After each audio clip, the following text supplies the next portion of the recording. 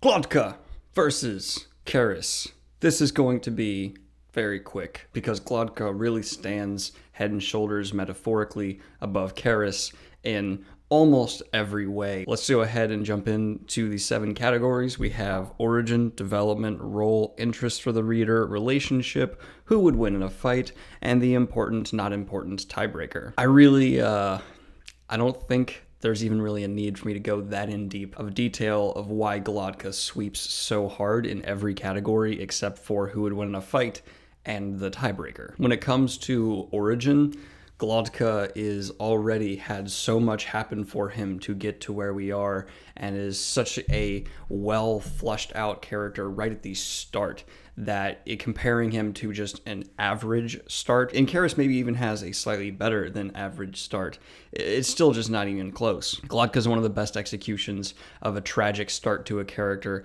I've ever seen, mainly because it doesn't hold him to trying to be redeemed or like that. He wallows in his horridness. So the first point, of course, goes to Glotka.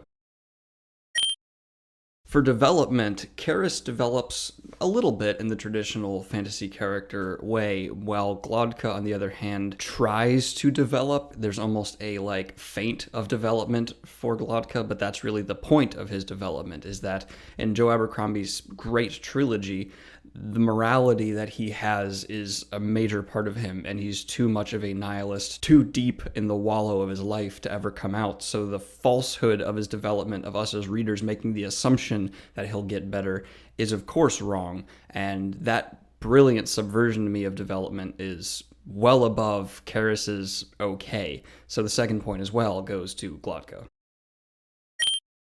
The third is role, and while Lightbringer is by no means a bad series when it comes to representing women, Karis's main role is to be Gavin Giles' love interest. Meanwhile, Glotka's is investigating this world for us and bringing in all these cool new aspects and mysteries and kind of providing this moral puzzle for the reader in a very well done way. And Karis has more aspects to her character in terms of role besides just being this love interest, especially later on, but they never really help the reader learn much more. It doesn't develop the world much. She's just kind of stepping from cool action-y role to cool political role, which they're fine, but once again, compared to how well Glotka's very original idea is done, it's not even close. This point goes to Glotka.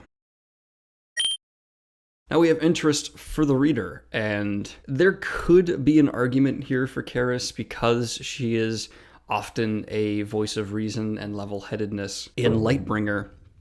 But I think Glotka, if you really look at the moral puzzle once again, and this very good mystery that is set up to have us be invested in him, even though he's so terrible, I think, once again, it has to go to Glotka. I think everyone is going to be more interested by following a character that is entirely different than almost any character you've ever followed before. Meanwhile, Karis does fall into many of these strong female warrior tropes that can make it feel like an exercise in a similar walk. Once again, Glotka walks away with the point, or limps away. He limps away with the point.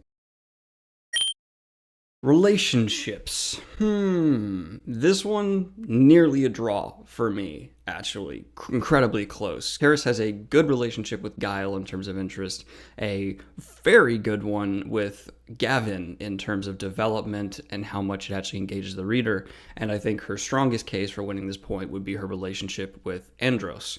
I think her relationship that steadily builds out of kind of respect but also mutual hatred with Andros Guile is fascinating, certainly worth looking into and exploring. But Glotka, once again, his relationship with Self, his sister, his companions, and it's all relationships that are built off self-pity, hatred, anger. I mean, he is like a Sith almost in his way of just thriving off emotions that are just propelling him towards this horrific path, and the reader kind of has to have blinders on towards it to just really view him as a protagonist at all. I think, again, because of originality, I'm going to go ahead and give this to Glotka as well. I've never had a character who's really so compelled by just horrible things. My God. So this one, once again, Glotka. Who would win in a fight? Karis absolutely, utterly, and completely blows him out of the water, like, by an insane degree. So go ahead and give that to her.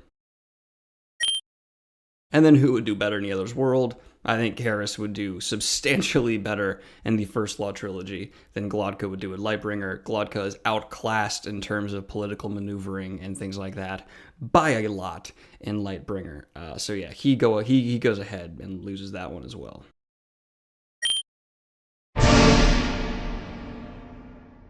It's just a matter of technical writing. I think Joe Abercrombie was more ambitious with his original goal here. Meanwhile, Lightbringer is more about the world and magic system and the internal relationships with the characters in a way that just doesn't lend to an individual character beating someone like Glotka. It's almost like a Pokemon weakness matchup here. Glotka just thrived in ways that Karis, in terms of character, was perfectly weak, in my opinion, in every category. And I think if I compared Karis to a more typical fantasy character, she would have done much better. But originality here is so huge to me, and all of these aspects to Glotka, in my opinion, for a protagonist to behave these ways, really stands out. So yeah, he sweeps the categories that matter. I hope you guys enjoyed this very quick video and easy to do video. I don't think there's gonna be another fight that's that far apart again throughout the rest of the bracket, but I could be wrong. I haven't looked that closely. But yeah, the win goes to Glotka.